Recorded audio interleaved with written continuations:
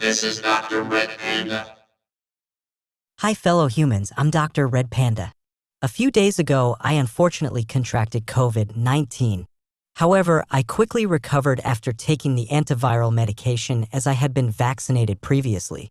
Amidst this, a question occurred to me. How did plagues disappear under the harsh medical conditions of ancient times? Let's start with cholera. Cholera is a disease that has terrified the world since the 19th century. It is caused by the cholera bacterium and is an acute infectious disease with a mortality rate of over 50%. The symptoms are quite terrible. In short, it is vomiting and diarrhea to death.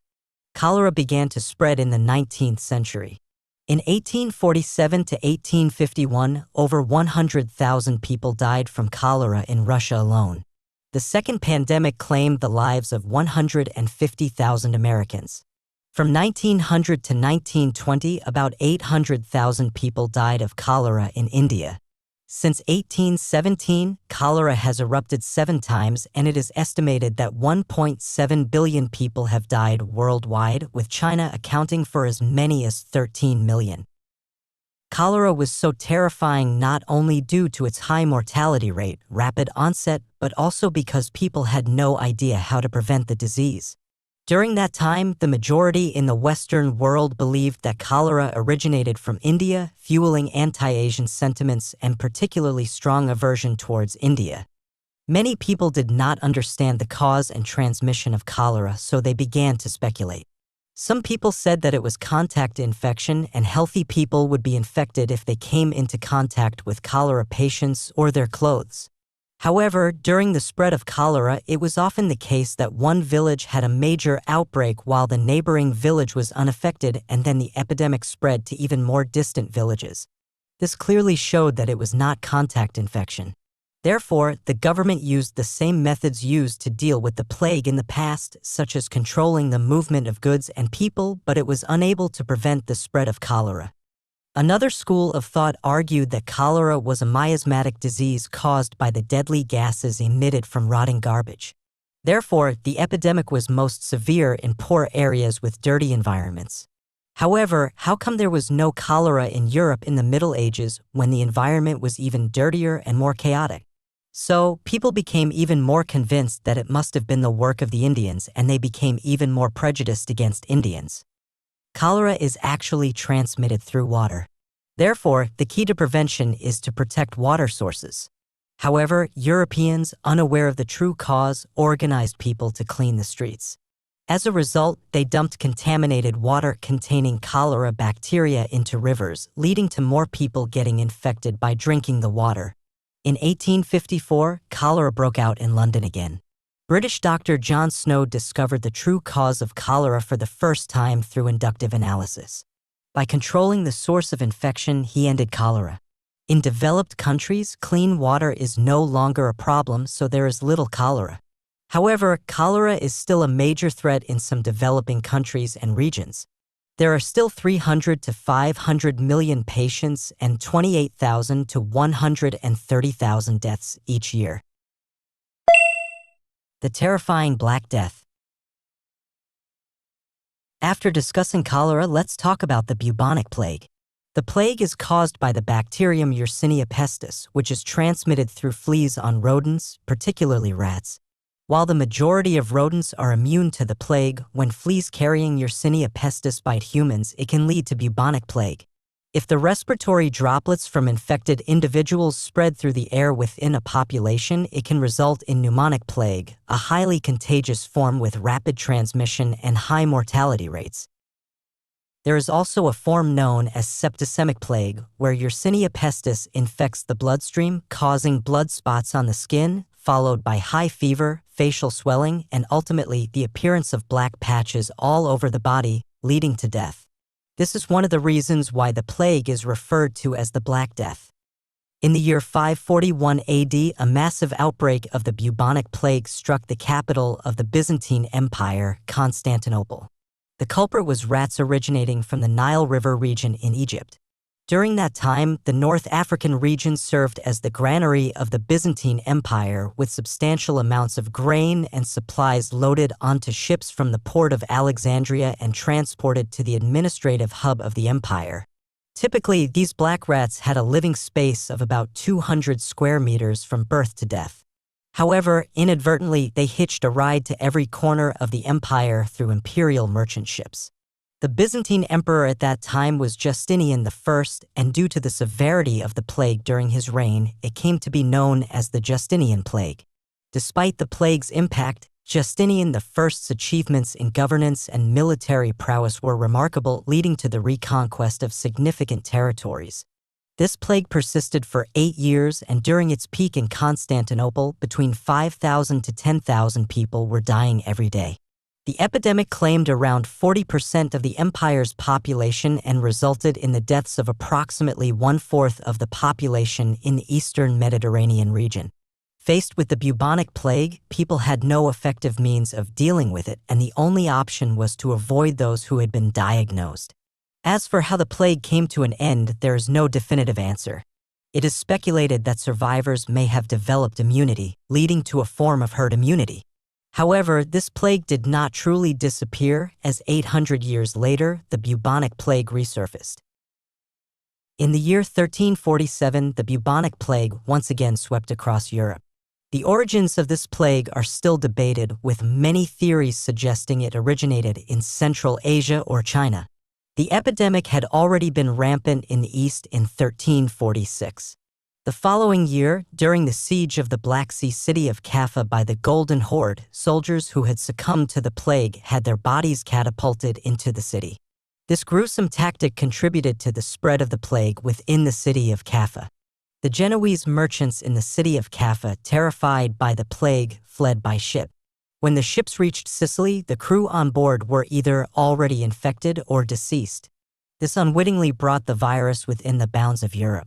Within a year, the entire epidemic spread to Genoa and Venice, quickly infecting the whole of Italy. By June 1348, Spain, France, and England succumbed to the plague.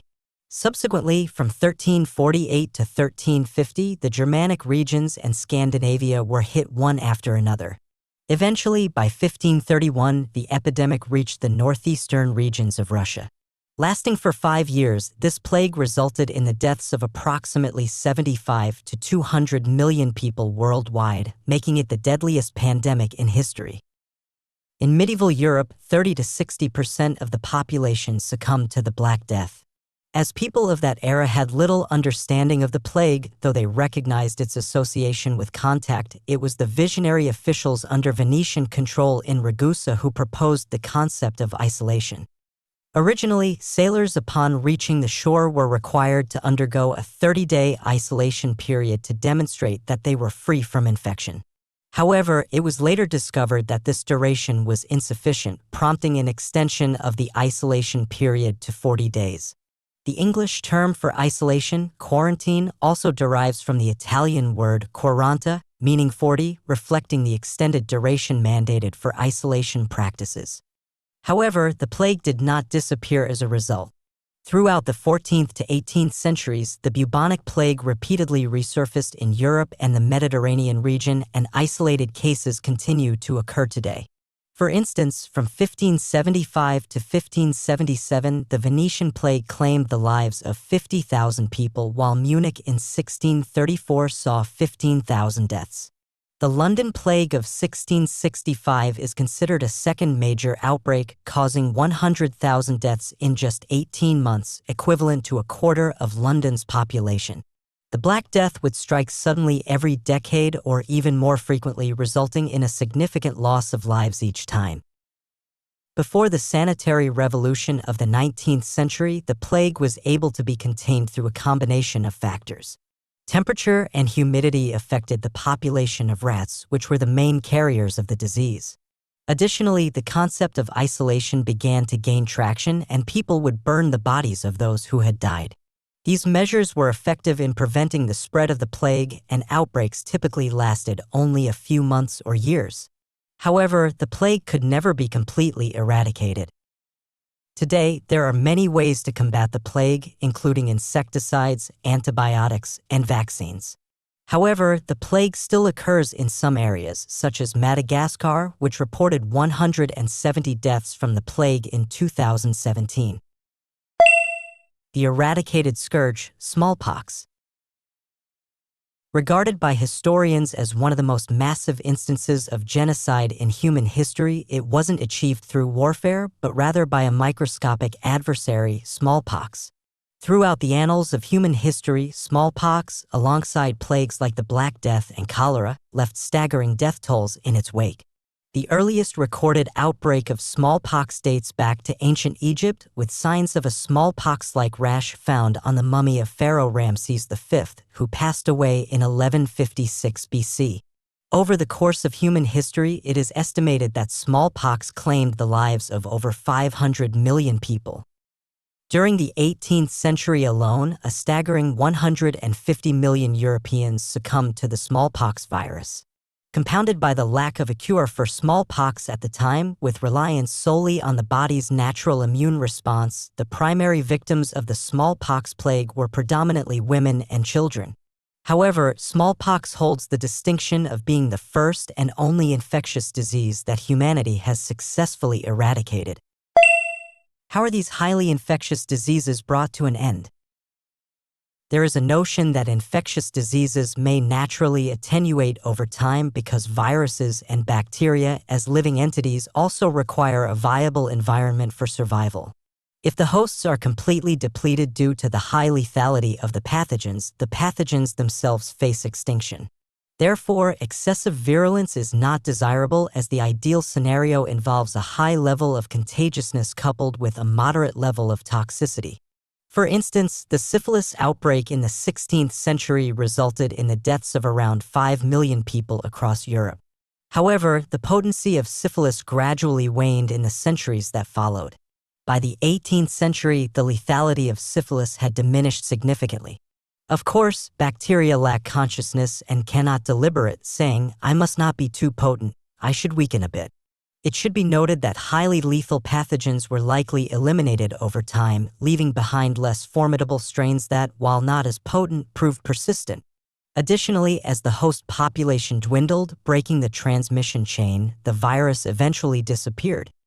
Therefore, in ancient times, as long as a sufficient number of people succumbed to the disease, herd immunity could be achieved, breaking the transmission chain and ultimately bringing an end to the outbreak.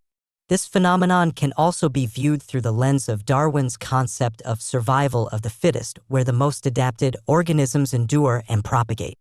The Ebola virus, discovered in 1976, is characterized by its high pathogenicity and fatality rates, coupled with the absence of effective drugs and vaccines. Despite its terrifying nature, the virus has yet to spread beyond Africa, primarily due to its excessively high mortality rates. Typically, when a village is affected by this disease, the entire population succumbs to it in a short period. This catastrophic outcome hampers the virus's ability to spread to other regions. Some civilizations have survived pandemics, such as Europe, which ushered in the Renaissance and the Age of Exploration. However, not every civilization has been able to withstand pandemics. In the 16th century, European colonizers arrived in the Americas, bringing with them diseases such as smallpox and measles. These diseases were completely new to the Maya, who lacked immunity and died in large numbers. It is estimated that smallpox and measles killed 2/3 to 3/4 of the Maya population. This population collapse dealt a devastating blow to Maya civilization, ultimately leading to its decline. The Maya were eventually completely conquered by the Spanish Empire. In a way, this was a form of natural selection. And that's a wrap for this episode of the video. I'm Dr. Red Panda. If any of you have your own perspectives, or if you think there are any errors in the video, feel free to leave a comment in the discussion section.